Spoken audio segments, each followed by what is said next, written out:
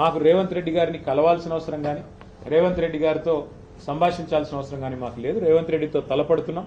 ఆయన అరాచకాలని ఇవాళ ఒక మాట చెప్పాలంటే నిన్న హైకోర్టు చెప్పింది హైడ్రా అనేది 9 తలల విషసర్పం అని చెప్పింది నిన్న హైడ్రా గురించి.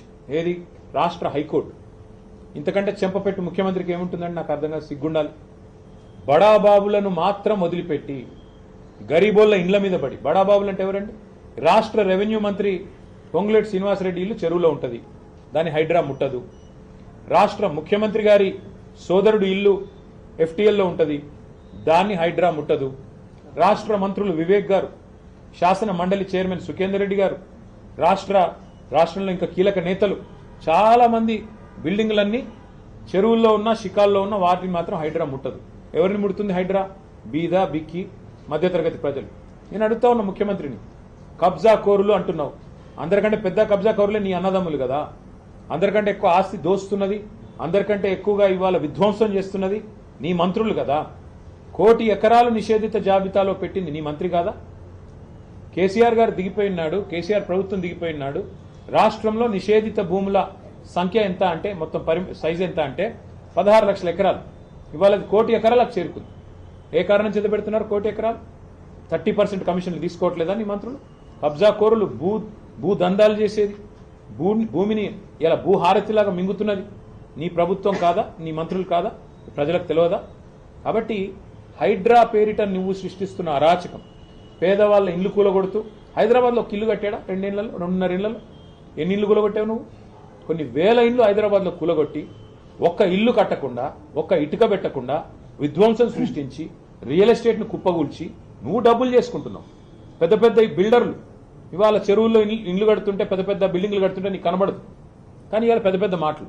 అందుకే మేము అనేది హైడ్రా అనేది it has become a blackmailing extortion tool of Revanth Reddy.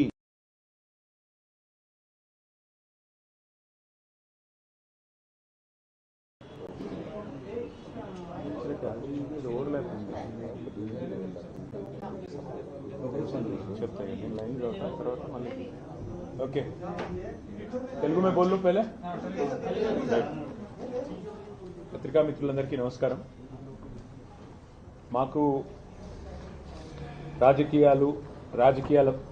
ప్రయోజనాల కంటే కూడా రాష్ట్ర ప్రజల ప్రయోజనాలు, రాష్ట్రం బాగోగులు ముఖ్యం. కాబట్టే మేము ఈరోజు ప్రధాన ప్రతిపక్షంగా రాష్ట్ర ప్రజల పక్షాన కేంద్ర మంత్రివర్యులు, కేంద్ర రైల్వే మరియు ఐటీ మంత్రివర్యులు అశ్విని వైష్ణవ్ గారిని గౌరవ పార్లమెంట్ సభ్యులతో సహా కలిసి మా జగదీశ్వర్ రెడ్డి గారు, నేను కలవడం జరిగింది.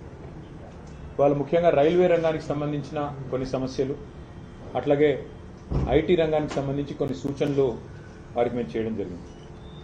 ప్రస్తుతం రాష్ట్రంలో ఈరోజు మరి ఈ సౌత్ సెంట్రల్ రైల్వే, దక్షిణ మధ్య రైల్వే ఏదైతే ఉందో దీన్ని పునర్విభజన చేసే కార్యక్రమం నడుస్తూ ఉంది.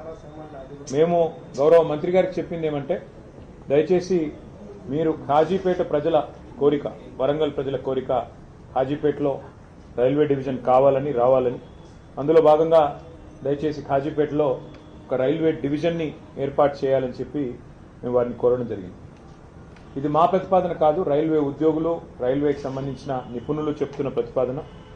మేము ప్రతిపాదించిన ఈ రైల్వే డివిజన్లో కాజీపేట బల్లార్షా, పెద్దపల్లి నిజామాబాద్, కాజీపేట ఎర్రుపాలెం, డోర్నకల్ మనుగూరు, మోతమర్రి విష్ణుపురం, కాజీపేట వంగపల్లి సెక్షన్లు ఉండాలని సూచించాం. రైల్వే ఉద్యోగులు కూడా ఈ విషయంలో సంపూర్ణ మద్దతు తెలియజేస్తూ ఉన్నారు.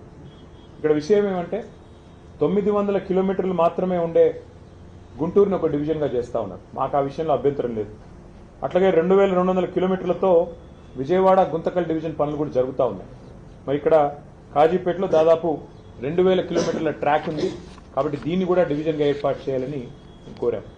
అట్లాగే మా రవిచంద్ర గారు కూడా కొత్తగూడెం డివిజన్ ఏర్పాటు చేసే సాధ్యాసాధ్యాలు పరిశీలించాలని చెప్పి వారు కూడా వివరంగా మరి మంత్రి గారికి రిప్రజెంటేషన్ కూడా ఇవ్వడం జరిగింది. సో కాజీపేట డివిజన్ అనేది ఒక డిమాండ్గా, అట్లాగే కొత్తగూడెం డివిజన్ అనేది మరొక డిమాండ్గా సాధ్యాసాధ్యాలు పరిశీలించి ఏ రకంగా చేస్తే బాగుంటుందో మరి న్యాయం చేయాలి అని చెప్పి వారికి కోరడం జరిగింది. అట్లాగే మీరు హైదరాబాద్ నుంచి కరీంనగర్ దాకా ఉన్న కొత్తపల్లి మనోహరాబాద్ రైల్వే లైన్ ఏదైతే ఉందో పెద్దలు కేసీఆర్ గారు ఆనాడు కేంద్ర మంత్రిగా ఉన్నప్పుడు 2004-05 సంవత్సరంలో ఆ రోజు అప్పటి ప్రధానమంత్రి మన్మోహన్ సింగ్ గారిని ఒప్పించి ఆనాటి కరీంనగర్ పార్లమెంట్ సభ్యుడిగా కేసీఆర్ గారు కొత్తపల్లి, మనోహరాబాద్, సిద్దిపేట, సిరిసిల్ల, వేములవాడ మీదుగా చొప్పదండి నియోజకవర్గం మీదుగా కరీంనగర్కు కలిపే ఈ బ్రాడ్ గేజ్ రైల్వే ప్రాజెక్టును ఆ రోజు మంజూరు చేయించారు. దాదాపు 21 సంవత్సరాల కిందట. ఇది మొత్తం 151 కిలోమీటర్ల ప్రతిపాదన. కానీ ఎప్పుడైతే కేసీఆర్ గారు మరి తెలంగాణ ఇవ్వనందుకు నిరసనగా కేంద్ర మంత్రివర్గం నుంచి పక్కకు జరిగారు 2006లో, 2006 నుంచి 14 వరకు 8 సంవత్సరాలు కాంగ్రెస్ ప్రభుత్వం ఆ ప్రతిపాదనను పూర్తిగా కోల్డ్ స్టోరేజ్లో పెట్టింది, పక్కన పెట్టింది. ఆ తర్వాత తిరిగి మళ్ళీ తెలంగాణ ఏర్పడ్డ తర్వాతనే మళ్ళీ ఇక్కడ కేంద్రంలో బీజేపీ ప్రభుత్వం వచ్చినాక మేము వారిని సంప్రదించి వారికి కొన్ని మరి కీలకమైన నిర్ణయాలు తీసుకోవడం వల్ల ముందుకు కదిలి. అందులో ఏం చెప్పాము, ఉచితంగా భూసేకరణ మేమే చేసిస్తామని చెప్పి ఆ రోజు రాష్ట్ర ప్రభుత్వ పరంగా మనం ప్రతిపాదించడం జరిగింది. అట్లాగే 3వ వంతు ప్రాజెక్టు నిర్మాణ ఖర్చులో కూడా 3వ వంతు మేము భరిస్తాం, 1/3 కాస్ట్ మేము భరిస్తామని చెప్పాం. ప్రత్యేక ఒప్పందం చేసుకున్నాం. అప్పుడు పనులు 2014 తర్వాత మొదలైనాయి. మరి మొదలైన పనులు మధ్యలో కోవిడ్ వచ్చినా ఇంకా ఇతరత్ర సమస్యలు వచ్చినా మోడీ గవర్నమెంట్ సహకరించకపోయినా మనోహరాబాద్ నుంచి సిద్దిపేట వరకు సుమారు 76 కిలోమీటర్ల వరకు రైల్వే లైన్ పూర్తయింది. పూర్తయి అక్టోబర్ 3, 2023 అంటే మేము దిగిపోకంటే 2 నెలల ముందే ఆ 76 కిలోమీటర్లు పూర్తి చేశాం. కానీ మిగతా 75 కిలోమీటర్లు ఏదైతే ఉందో సిద్దిపేట, సిరిసిల్ల, వేములవాడ అక్కడి నుంచి మనకి చొప్పదండి మీదుగా కొత్తపల్లి పోయేది. ఇంతవరకు మళ్ళీ 2.5 సంవత్సరాల్లో కాంగ్రెస్ ప్రభుత్వం వచ్చింది. మళ్ళీ ఆ రైల్వే లైను మళ్ళీ ఆగమైపోయే పరిస్థితి ఉంది.